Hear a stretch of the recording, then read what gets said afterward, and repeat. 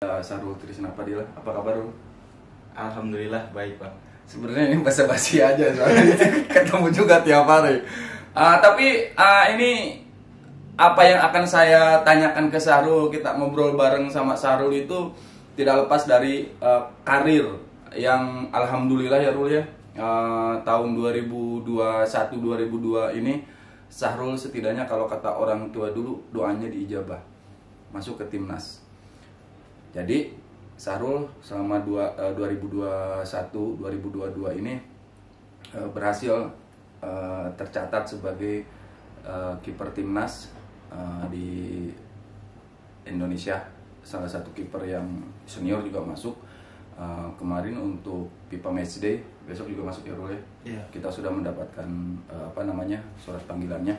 Tapi hari ini saya persembahkan seorang kiper muda bertalenta Sarul Trisna Padilla untuk kalian. Kalian mau nanya apapun juga, masalah karir, masalah apapun juga silakan. Tapi nanti saya potong-potong kalau ada yang nanya nggak jelas. Oke Rul, yang pertama yang akan kita bahas ini Sarul ini sudah sejak 2016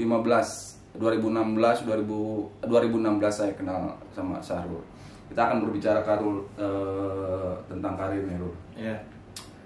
Kamu sama lah sama lelaki lain, sama putra-putra yang lain tuh sama, punya masa kecil yang tentunya menjadi harapan orang tua.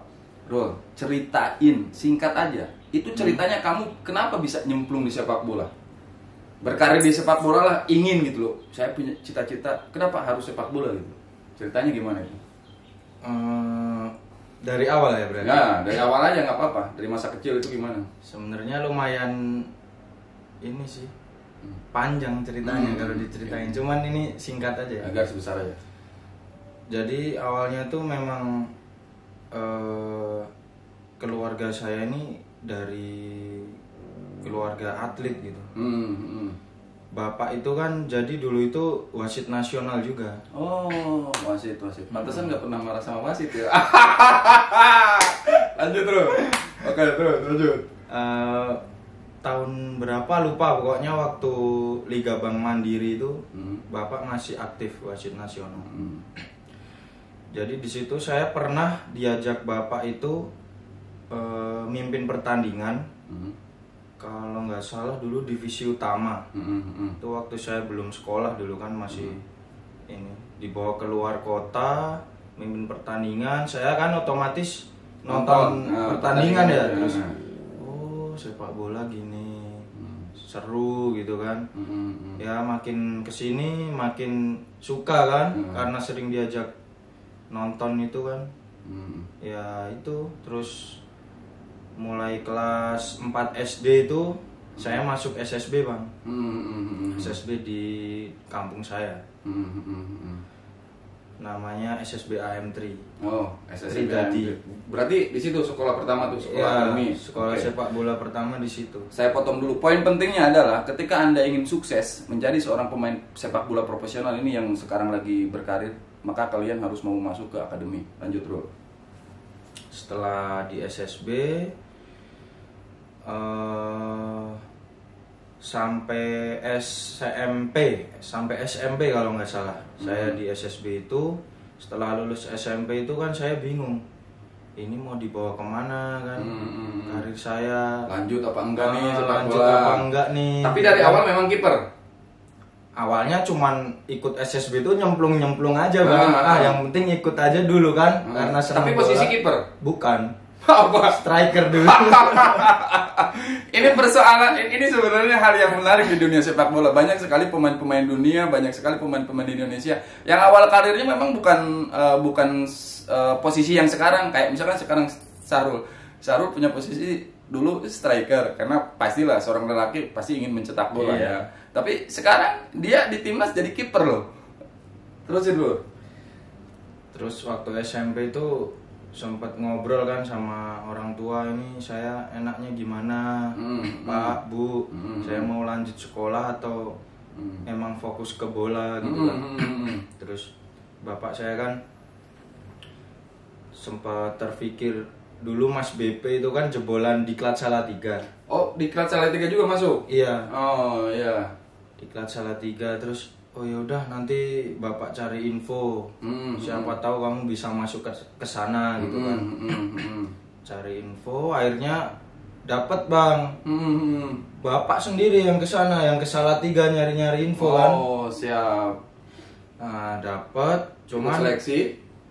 Waktu itu saya magang dulu Bang. Magang? Magang. Kiper timnas loh magang dulu. Ini kiper timnas loh magang Serius, dulu. dulu saya magang di Diklat Salatiga. Sekarang kan dikenal namanya PPLP Jateng karena pindah di Semarang kan mesnya. Kalau dulu mesnya masih di Salatiga. Jadi SMA itu saya masuk ke Diklat Salatiga itu. Ya nggak mudah sih Bang perjuangan. Di tahun pertama itu kelas 1 SMA tuh saya sempat ini Bang. Sempat putus asa Bang. Saya sempat mau berhenti main bola. Sempat terpikir karena saya masuk di Diklat Salatiga itu udah minder gitu. Saingan-saingan saya yang senior-senior yang udah duluan. Tapi udah kiper itu? Udah, saya sudah. Saingannya siapa waktu itu? Saingannya waktu itu almarhum Daryono, Persija. Terus Bang Raffi Murdianto. Terus ada lagi anak Semarang, anak lokal. Anak Semarang, anak Jawa Tengah. Tapi mereka udah lama ya, udah punya nama. udah duluan masuk lah, senior di situ. Yeah. Dan posturnya Bang besar-besar. Dulu saya posturnya belum segini Bang, kecil. Sebelum negara api menyerang itu masih kecil sekali Bang. Okay. Ada kok fotonya saya sama Bang Raffi itu. Saya kecil sekali, kurus. Jadi saya minder kan. Latihan juga nggak bisa ngikutin gitu kan. Awalnya karena masih adaptasi. Terus ya saya telepon sama orang tua saya, sempat putus asa. Saya bilang, Pak, saya kalau kayak gini udah pulang aja lah daripada ngabisin duit kan. Waktu itu kan magang makan sendiri Bang saya. Daripada ngabisin duit Bapak, kasihan. Saya pulang aja lah, sekolah yang pinter. Fokus sekolah aja, fokus mau sekolah kuliah gitu kan. Terus Bapak kan orangnya juga nggak pernah maksa saya kan. Ya udah kalau kamu mau pulang, kalau mau lanjut. Cuman Bapak bilang, ya udahlah, tahun pertama kedua ini kamu coba dulu, kamu berusaha dulu semaksimal mungkin. Kalau emang kamu nggak berkembang, ya udahlah nanti Bapak tarik pulang aja. Bapak itu sempat bilang kayak iya. gitu. Tapi kenapa akhirnya bisa tetap bertahan di situ gitu loh? Ya saya sedih kalau lihat perjuangan saya ini. Kenapa? Dulu ini saya kan mikirnya, orang tua aja udah semangat kan biayain saya di sini, kasih makan saya biar saya bisa jadi pemain bola kan. Ya semangat saya itu cuman orang tua aja. Orang tua? Saya pengen buktiin ke orang tua gitu. Oh, berarti niat baik orang tua yang menjadi penguat semangat kamu. Iya. Oke, akhirnya di PPLP selesai. Klub pertama yang kamu bela? Akhirnya saya main di pertama kali itu saya di Liga 3 Bang. Dulu belum ada Liga 3. Amatir. Divisi 3. Divisi 1. Persab Brebes Divisi 3. Oke. Itu. Terus kita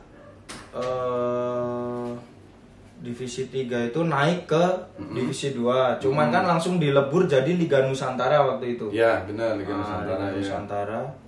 Saya di Persab itu ada setahun. Nggak ada sih Bang. Cuman kan kalau Liga 3 kan regional nggak lolos kan selesai kan dong. Iya, benar. Tapi untuk klub yang profesional pertama nggak ke PSS Sleman kan? Nggak kan? Klub profesional pertama saya PSS Sleman. PSS Sleman. Oke, PSS Sleman. Berarti waktu itu masih muda ya? Masih magang saya di PSS. Magang juga. 2015 Bang. Kiper keempat. Yang cuma lompat-lompat gitu kan? Iya, cuma ikut latihan. Oke, gitu. berarti dia pernah di PSS Sleman dan sekarang PSS Sleman ada di Liga 1 ya, bersama kita Persikabo. Tapi begini Rul, berbicara tentang pengorbanan apa yang kamu lakukan dari awal sehingga akhirnya niatan orang tua adalah niat yang paling menguatkan kamu untuk berkarir. Kita sekarang berbicara tentang Persikabo. Kamu sekarang berada di Persikabo, di tim inilah, tim ini kamu sudah ada sejak U21, benar ya? Iya benar. Kita 2-1 di Solo mengalahkan Bali, kemudian berhasil juara. Itu kemudian sekarang di Persikabo.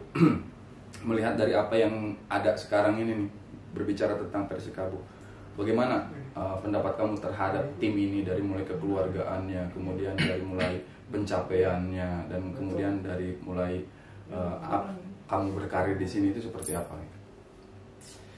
Ya menurut saya Persikabo ini udah kayak keluarga kedua saya, Bang. Saya udah terhitung hampir 7 tahun ya.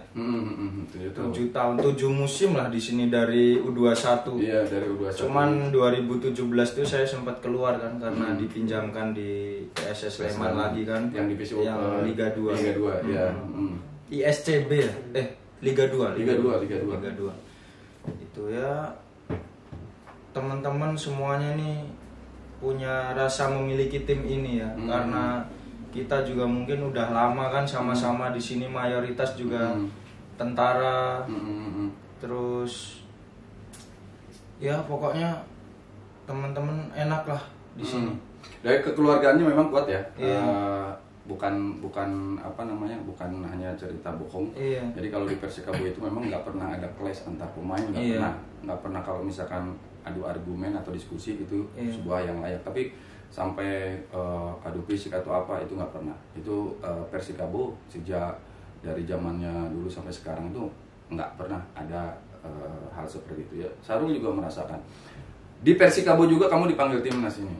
Apa yang sebenarnya kamu lakukan di Persikabo ini? Karena pecah telurnya seorang Sahrul Trisna menjadi pemain yang gagah dengan lambang Garuda di dada itu ya di Persikabo.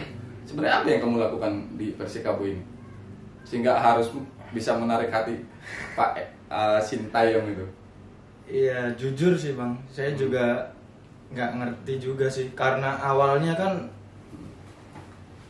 selama saya di Persikabo ini kan baru 2 tahun terakhir ini Bang, saya jadi pilihan utama kan. Karena yang sebelum-sebelumnya ya abang tahu sendiri, saya selalu jadi pelapis, malah kiper ketiga kan. Dari tahun berapa itu?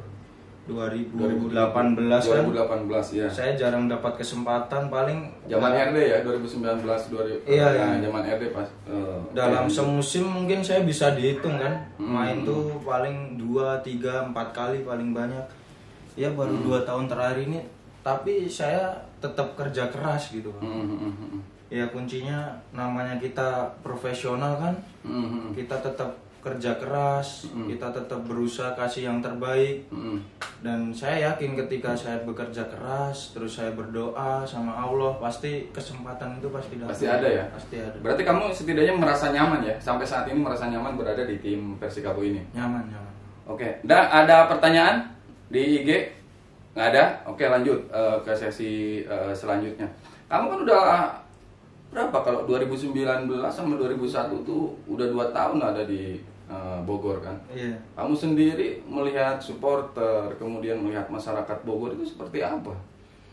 Dalam benakmu itu ketika kamu berpikir Bogor, pasti kan keinget supporter, keinget ini apa namanya, keinget masyarakatnya. Bogor tuh kota yang nyaman ya, menurut saya buat tinggal gitu. Ya mungkin karena saya juga udah lama juga kan tinggal di Bogor. Waktu mes di Pusdiksi, terus sekarang pindah di Hambalang, warga masyarakatnya juga ramah. Terus supporter Persikabo juga selalu ngedukung kita, waktu kita kalah, waktu kita di bawah maupun kita menang gitu kan. Ya intinya saya nyaman sih di Persikabo ini. Nyaman ya? Nyaman karena ada di Bogor, kemudian masyarakatnya juga. Iya. Sudah nyoba kopi Liong? Udah dong. Oke. Kopi andalan itu. Iya, kopi andalan nih Mas. Berbicara tentang Persikabo, tentu kita tidak lepas dari yang namanya supporter. Ada KUPCS, ada Kabumania, ada PAS 1973, ada Rain City, dan ada yang lainnya. Kita kemarin ada yang ulang tahun, gagal nih memberikan kado 3 poin. Ada yang mau disampaikan untuk teman-teman Kabumania ini? Ya, saya pribadi saya minta maaf karena kemarin belum ngasih kado yang terbaik buat ulang tahun Kabo Mania. Tapi saya dan teman-teman kemarin juga udah berusaha keras. Mungkin karena kurang beruntung aja. Kemarin kita juga gol kedapatan penalti kan Bang. Ya intinya saya dan teman-teman minta maaf. Pokoknya di pertandingan selanjutnya sampai selesai Liga 1 2021 ini kita semuanya, tim Persikabo, pelatih, pemain, official berusaha keras pokoknya untuk yang terbaik buat Persikabo. Ya, jadi intinya semua pemain udah berusaha ya kemarin ya, untuk memberikan yang terbaik. Intinya ingin memberikan 3 poin dan itu sebenarnya 80-90% itu bisa tercapai. Tapi ya mau bagaimana lagi? Kita sebagai hamba harus memahami bahwa itulah rezeki kita yang yang harus didapat pada hari kemarin lawan Barito. Oke, Rul.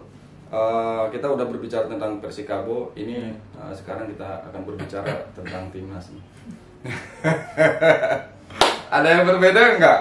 Kamu latihan di klub sama di latihan timnas dengan arsiteknya Pak Sintayong? Jujur nih, jujur. Iya jujur ya. Ya pasti beda Bang. Beda. Apa tuh perbedaannya? Setiap pelatih kan pasti beda ya Bang. Ya Coach Shin ini orangnya tegas, disiplin. Dia mau kita selalu kerja keras. Ya intinya saya bangga sih, seneng bisa dilatih sama pelatih sekelas Coach Shin. Apa sih yang selalu Coach Sintayong sampaikan sebelum pemain itu masuk lapangan? Ini kan nggak ada yang tahu ini sebenarnya.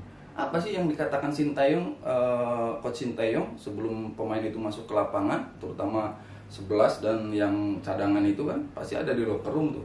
Apa sih yang selalu disampaikan sama beliau sehingga kalian kemarin di Piala AFF itu mohon maaf ya banyak orang yang mengatakan waduh ini nggak masuk final ini.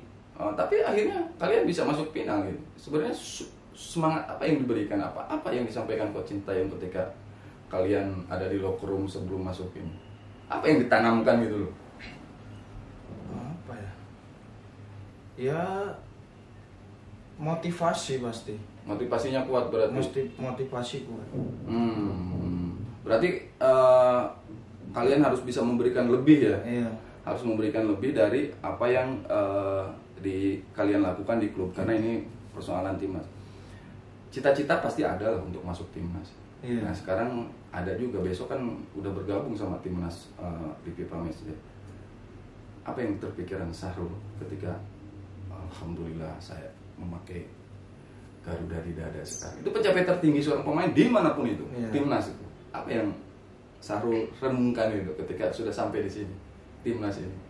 Nggak nyangka Bang. Nggak nyangka ya? Nggak nyangka. Pertama nggak nyangka. Iya. Nggak nyangka, terus seneng, bangga juga. Akhirnya bisa pakai baju Garuda di dada kan. Pasti itu impian setiap pemain bola kan, pasti timnas kan Bang. Iya. Akhirnya saya bisa ke situ gitu. Ya seneng Bang. Seneng ya. Intinya kalau udah berbicara timnas, saya sudah ada sejak 2010-2009 ya di timnas. Itu auranya beda kalau udah masuk di timnas. Lebih ganteng, lebih tertata. Tapi Sahrul ini sebenarnya seorang prajurit TNI. Tentu saja prajurit TNI harus menjaga apapun itu, karena Sahrul kesini pun itu karena surat perintah. Jadi dia sekarang makanya masih sersan 2. Sersan satunya kapan? Tahun ini bulan apa ya, lupa. Pokoknya tahun ini saya. Tahun ini satu ya. Oke, kemarin dia berhasil membawa Indonesia di juara 2 Piala AFF, dan dia dalam dirinya itu sudah mengalir darah seorang tentara. Ada beban gak sih? Atau misalkan apa sih yang harus diperhatikan, karena kamu kan prajurit TNI, kemudian bermain sepak bola, apa sih yang kamu selalu jaga agar TNI-nya itu tetap terjaga namanya? Kalau masalah itu ya, kalau saya biasanya ya Jaga diri, attitude. attitude itu yang paling utama, Bang. Jangan sampai kita kan main bola ya, nggak dinas, gitu kan. Jangan sampai kita menimbulkan masalah di luar. Kita juga harus berperilaku baik di luar lapangan maupun di dalam lapangan. Ya intinya attitude itu, Bang, yang utama. Attitude yang dijaga ya, agar kalian juga bisa, karena kan sesuai dengan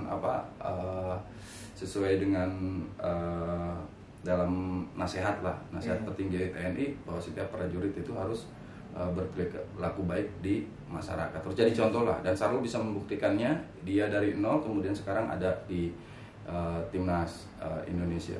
Berbicara tentang pribadi ini, pasti banyak yang nanya. Berbicara tentang masalah pribadi, kapan nikah? Ini pertanyaan berat. Sebenarnya calonnya udah ada. Saya jujur aja, saya memang mungkin kalau sejarah perjalanan Sarul itu ada saya 2% ya. Di situ saya bisa merasakan ketika Sarul marah, ketika Sarul bad mood, ketika Sarul nggak mau diajak ngobrol, ketika Sarul putus pun saya tahu gitu kan.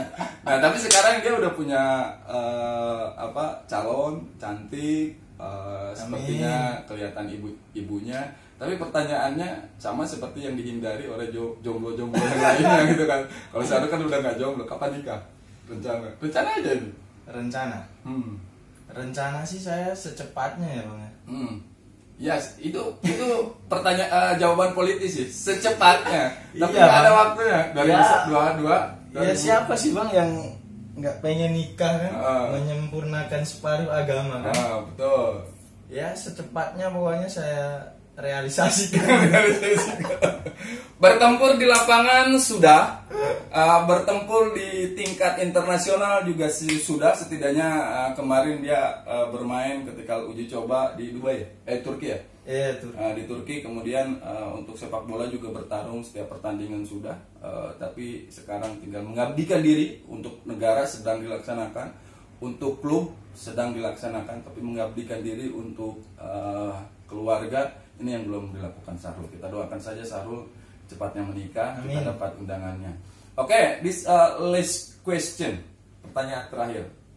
Kamu bisa renungkan nggak perjuangan orang tua kamu dari awal sampai sekarang sehingga kamu bisa ada di timnas? Satu kata untuk beliau. Hebat. Karena Sarul berawal dari keinginan ada orang tuanya, anak wasit bisa menjadi pemain timnas. Sarul mengatakan bahwa orang tuanya hebat. Mudah-mudahan dia juga akan menjadi orang tua hebat untuk anak-anaknya. Amin. Ngobrol saya dengan Sarul cukup sekian. Jam berapa ke timnas? Gabung sama timnas? Jam 4. Jam 4 waktu Bali ya? Iya. Oke, terima kasih Sarul.